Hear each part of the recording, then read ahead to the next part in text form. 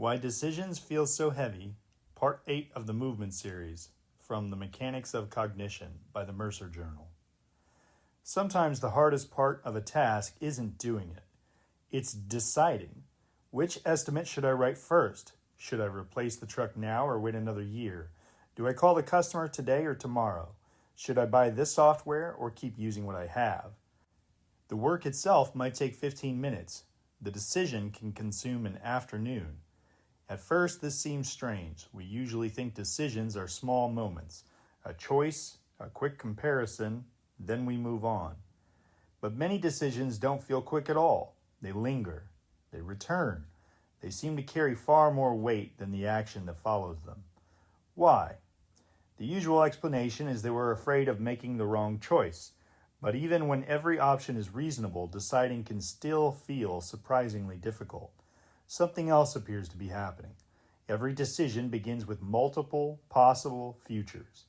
If you choose one contractor, one future unfolds. Choose another, and tomorrow looks slightly different. Call the customer first, and the rest of the day reorganizes around that choice. Finish the estimate first, and a different sequence emerges. Before the decision is made, all of those futures remain active. The system quietly compares them. Which one creates the best outcome? Which one creates the fewest problems? Which one leaves the most flexibility? What if something changes tomorrow? What if another opportunity appears? Nothing has happened yet, and yet the system is working. Prediction is running continuously. The weight of a decision is often not the choice itself, but in maintaining multiple possible futures at the same time. As long as those futures remain equally available, coordination cannot fully settle. The system keeps comparing. This helps explain something most people have experienced. Imagine you've spent weeks researching a vehicle, reading reviews, comparing prices, watching videos, running numbers, driving different models. Every possibility stays alive. Then one afternoon, you finally make the purchase. Something interesting happens. The comparison largely stops.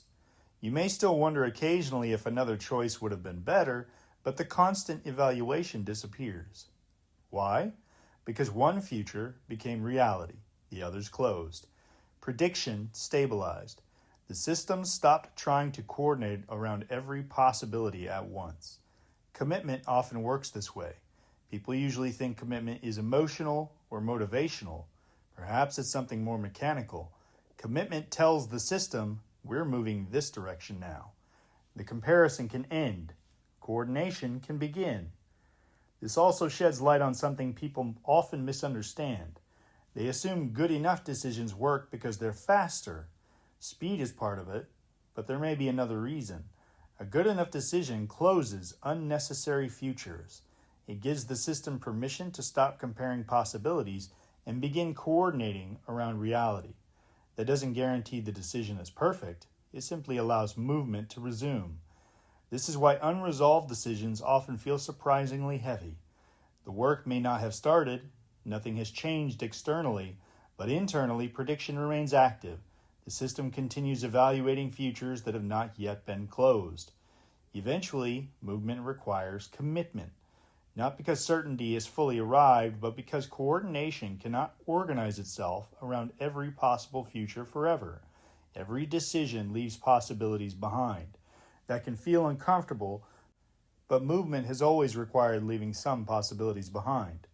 The system does not need perfect prediction to move. It needs prediction that is stable enough to commit to a direction. Sometimes the greatest relief doesn't come from finding the perfect choice. It comes from finally allowing one future to become real. The Mercer Journal is an independent, reader-supported platform. You can back our work at ko-fi.com/WEMercer. That's ko-fi.com/WEMERCER. And thanks for listening.